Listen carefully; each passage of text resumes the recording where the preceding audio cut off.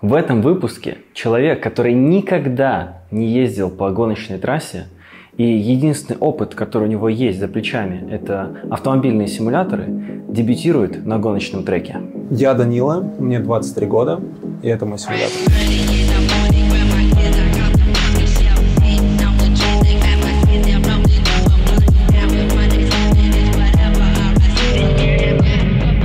Какой у тебя опыт в гоночных симуляторах? Около 230 часов в Assetto Corsa, начиная с 2013 года. До этого я ездил в Gran Turismo 6 на PlayStation 3. У меня там накат около 2500 часов на геймпаде. Я не знаю, каким образом так произошло. Занимался я там исключительно дрифтом. Может быть, картинг или что-нибудь еще? Я 2 сезона откатал в картинге в Киеве. Успел поучаствовать в 2 СВС-гонках. С зимы 22 года я решил все же опробовать варшавский картинг. Ходил один выходной в неделю на протяжении месяцев 2-3, пока мне не надоело просто ездить одному. Ты говорил, что ты еще не получил водительское удостоверение. Какой у тебя есть реальный водительский опыт? С 14 лет меня отец заставил учиться на его машине. Мне очень не хотелось этого делать, так как у меня была какая-то травма детства из-за аварии в 6 лет. В целом, я на автомобиле отца проехал порядка, я не думаю, что было больше часа. То есть я достаточно быстро научился езде на механике, но желания как такового не было. Желание ездить появилось уже после того, как я выпросил себе PlayStation 3, купил Gran Turismo и начал вкатываться. Чего ты ожидаешь от реальной поездки за рулем машины на треке? Возможно, будут проблемы, связанные с педальным узлом, так как мои педали далеки от реальности. И я предполагаю, что с большим рулем вся моя моторика, которая набивалась здесь, она немножко будет крайне смазанная, так как в реальной машине стандартные рули очень большие.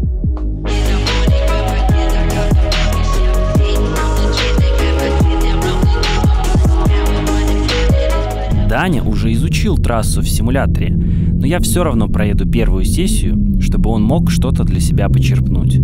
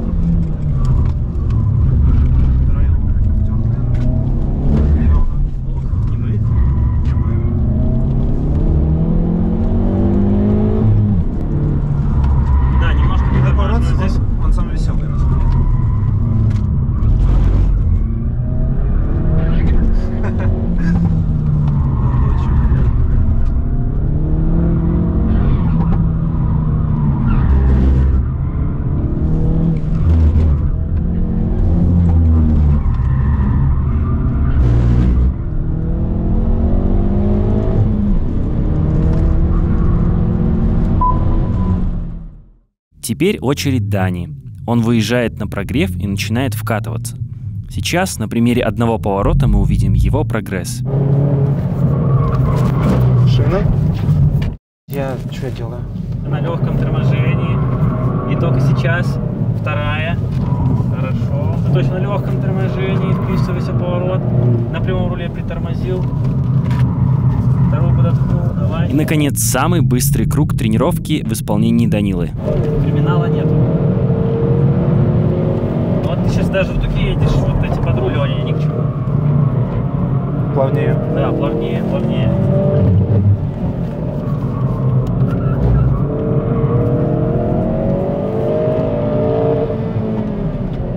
Хорошо, и вторая уже есть у нас, это хорошо.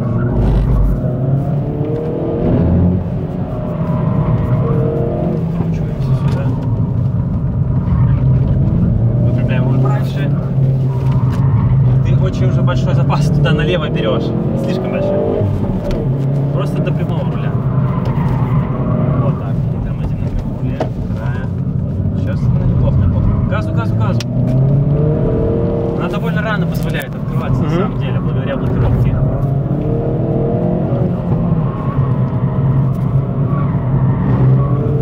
Не перекручивай руль. Сейчас уже начинает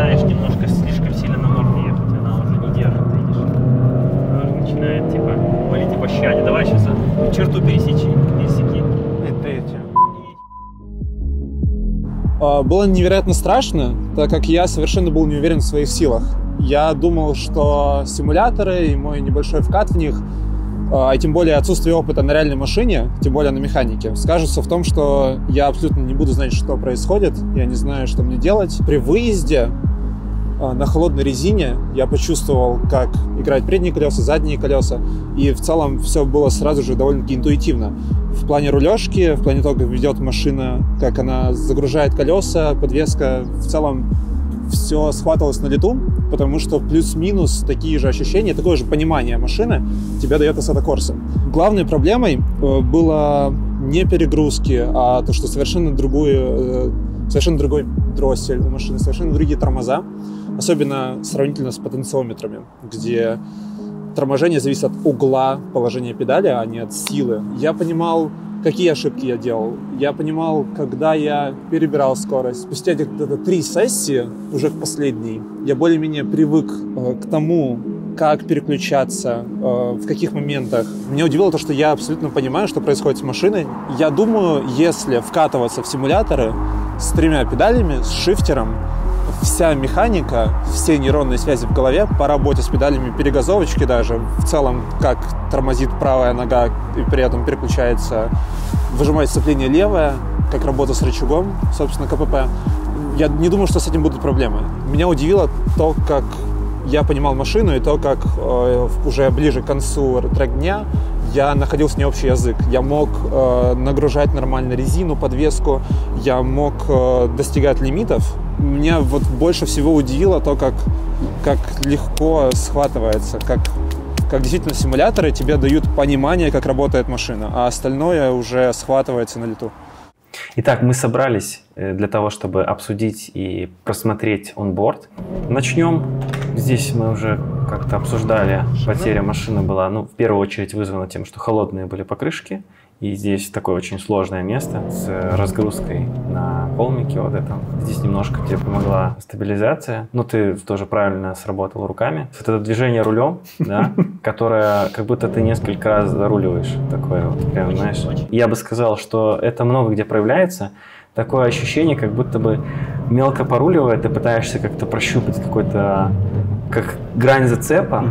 Но я считаю, что когда ты так делаешь, что ты мелко раскачиваешь машину, и эта грань зацепа, она опускается. Вот здесь хотелось бы, чтобы ты не сильно концентрировался на переключении. То есть хотелось бы, во-первых, чтобы ты прижимался сильнее вправо. Чтобы раньше ехал на конус, здесь ты его конкретно пропускаешь мимо, потому что как будто бы твое внимание ушло на работу правой руки, на переключение с третьей на вторую. В основном, да, конечно. Тогда лучше либо вообще упустить этот момент и остаться на третьей, и подтыкать вторую уже, когда ты движешься ближе к выходу из поворота, либо как-то успеть это сделать до того, как ты будешь входить в поворот. Вот сейчас ты использовал вот это переключение ближе к выходу из поворота, но зато ты очень хорошо выполнил вход и середину поворота. Обрати внимание на движение руля, оно очень резкое. То есть машина все-таки не поспевает так быстро. То есть такие вещи тоже следует делать плавнее. Если можешь заметить, я заранее быстро перекладываю руль, машину не успевает, и мне приходится его раскручивать, чтобы машина довела какой-то зацеп, и потом уже доворачивать. Какие основные ошибки я увидел у тебя? Это какое-то избыточное руление, какие-то моменты с недостачей моторики по синхронизации ног и переключению передач. Второе, однозначно восполнится за счет апгрейда оборудования. А первое, это такая вредная привычка, над которой реально надо поработать. Вот эти вопросы по рулежке, то есть я на Симе так не рулю, к примеру. Это была проблема с тем, что у тебя гораздо больше сам руль, и он куда более мертвый, типа по фидбэку. То есть ты как будто бы на реальном руле пытался нащупать того, чего там нету, да? Какие-то ситуации, в которых машина ехала в лимите, которые мне, возможно, из-за симулятора казались абсолютно безопасными. Например, вот прямая старт-финиш и тот же поворот левой на третьей передаче, который в Симе безумно просто корректировался. Я мог выставлять машину в дикие углы. Я, то есть никогда не парился. что угодно происходит с машиной, я это могу корректировать. В целом, да, я не подчеркнул для себя что-то кардинально нового, потому что из того, чего я не могу подчеркнуть в симуляторе. То есть какие-то ошибки по своему пилотированию, я также их понимал, что я их допускаю в симе. Я также понимал, что мне нужно учиться тормозить, правильно гасить скорость, правильно ее использовать именно на входе в поворот. Да, опыт на реальной машине показал то, что существуют новые ощущения, как работает резина, как она подламывается. Итак, какой итог? Мы делаем вывод, что симулятор действительно может помочь научиться управлять машиной на ее пределе в условиях езды по гоночной трассе. Самое важное – это то, чтобы он был максимально похож на реальную машину. Для этого нужно обеспечить правильную посадку, должное усилие на педалях и, естественно, наличие шифтера, если речь идет про машину с ручной трансмиссией. Вот именно этого как раз Даниле и не хватало. Поделитесь в комментариях тем, как вам помог симулятор. А я прощаюсь с вами и до следующего выпуска.